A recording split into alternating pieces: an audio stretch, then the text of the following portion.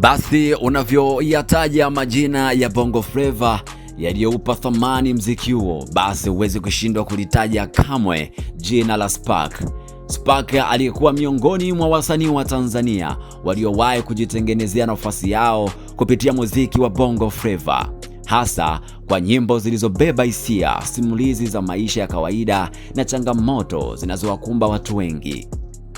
Ingawa hakuwa miongoni mwa majina makubwa yaliyotawala sana kwenye vyombo vya habari kila siku, aliweza kujenga mashabiki waaminifu waliopenda kazi zake kwa sababu ya ujumbe na uhalisia wa nyimbo zake.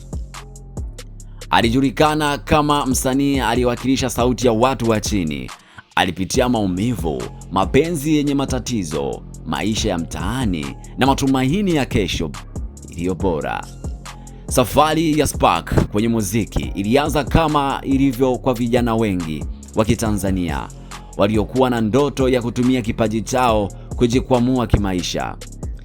Alikulia katika mazingira ambayo muziki ulikuwa sehemu ya burudani na pia njia ya kujieleza.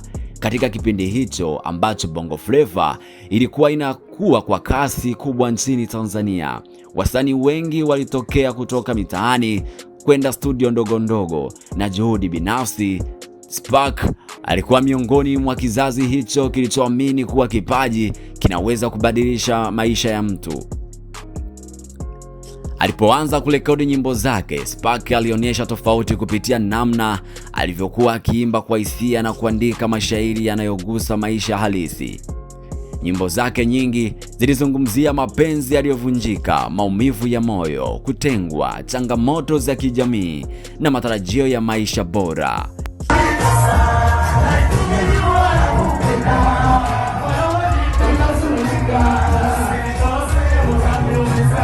Hili lilifanya mashabiki wengi wajione ndani ya kazi zake kwa sababu ilikuwa akiimba mambo ambayo watu wengi walikuwa wanayapitia kila siku. Miongoni mwa nyimbo zilizomfanya ajulikane ni Usiniache, wimbo uliyebeba maudhui ya mapenzi na hofu ya kuachwa na mpenzi. Wimbo huu uliopendwa na watu wengi kwa sababu uliwasilisha hisia ambazo watu wengi waliwahi kupitia. Pia alitoa nyimbo kama Jelara Moyo aliyomshirikisha Zeddy Antony, ambapo iliendelea kuonyesha uwezo wake wa kuimba nyimbo za hisia na maumivu ya moyo. Nyimbo kama hizi zilimpa nafasi ya kusikika redioni, kwenye daladala, vijiweni na maeneo mbalimbali ya mjini. Spark aliwahi kufanya kazi na wasanii wengine waliokuwa wakijulikana wakati huo. Ushirikiano wake na wasanii kama Tundamani, Madi ulionyesha kuwa alikuwa anakubalika ndani ya tasnia ya muziki wa Bongo Flava. Kupitia nyimbo kama Nipe Ripoti, aliweza kuendelea kuwepo kwenye ramani ya muziki na kuwafikia mashabiki wapya. Ushirikiano ni jambo muhimu sana kwenye muziki wa Tanzania. Hivyo kufanya kazi na wasanii wengine kulisaidia jina lake kuendelea kusikika. Kilichomtofautisha Spark na baadhi ya wasanii wengine ni kuwa yeye alionekana kuimba kwa sauti ya mtu aliyesimulia maisha yake. Mashabiki wengi waliona kama nyimbo zake zilikuwa za kweli, si za kubuni tu. Hali hiyo ilimjengea uaminifu kwa baadhi ya watu waliopenda muziki wa ujumbe kuliko wa starehe pekee. Kwa upande mwingine, hakupata nafasi kubwa sana ya biashara kama baadhi ya mastaa wakubwa Bongo Flava waliokuwa na makampuni makubwa nyuma yao. Kadiri muda ulivyopita, jina la Spark lilianza kutosikika sana kama zamani. Hii ni hali ambayo iliwakumba wasanii wengi wa Tanzania, hasa wale waliotokea kipindi cha mwanzo wa Bongo Flava. Sababu zake huwa ni nyingi: ushindani mkubwa, mabadiliko ya ladha ya muziki, changamoto za kifedha, usimamizi mbovu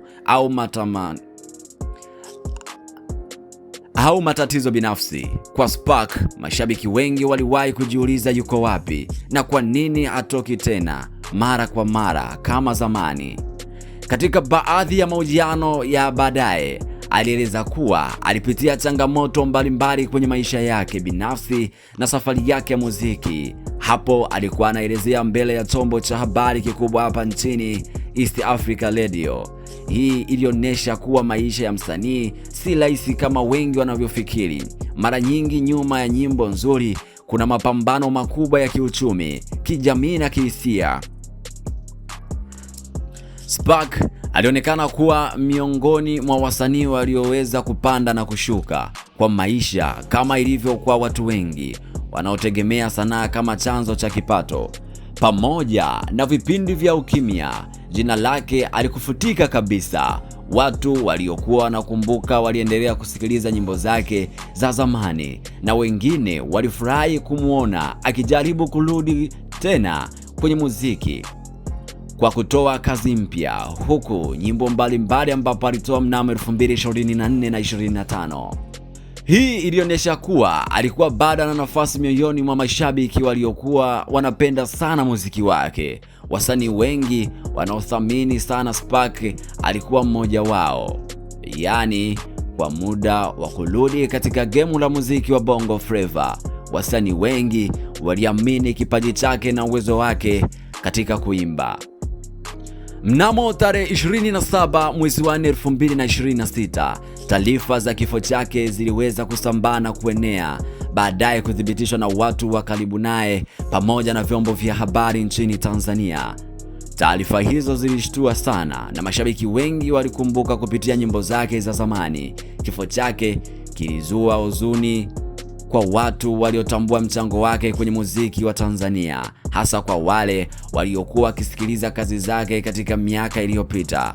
Baada ya kifo chake, watu wengi wamezidi kumuenzi kupitia kila alichokuwa anakionyesha, huku baadhi ya wasanii waliofanya naye kazi wakihuzunishwa zaidi na kile kilichotokea kwenye kazi zao, na vile ushirikiano wao uliokumbukwa zaidi.